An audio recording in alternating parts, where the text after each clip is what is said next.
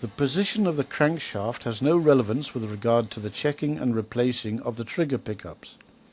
However, before checking and replacing marker pickups, the crank throw for cylinder number 1 must be turned to the top dead center position. Check the top dead center position at the turning wheel and confirm it by means of a pin gauge measurement in the crankcase. Check that the uppermost edge of the marker plate is in the center line of the marker pickups.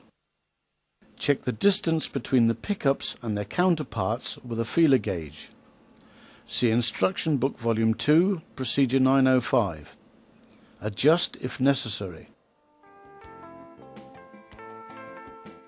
Remove the junction box cover.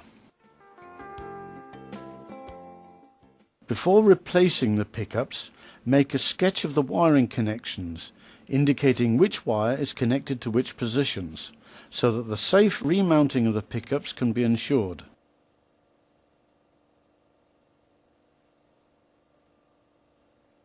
Loosen the nuts, lock nuts and wires, and replace the pickups.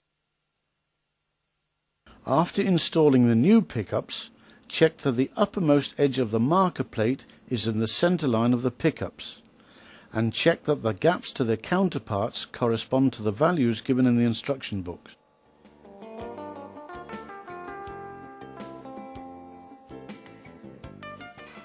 Finally, reinstall the junction box cover.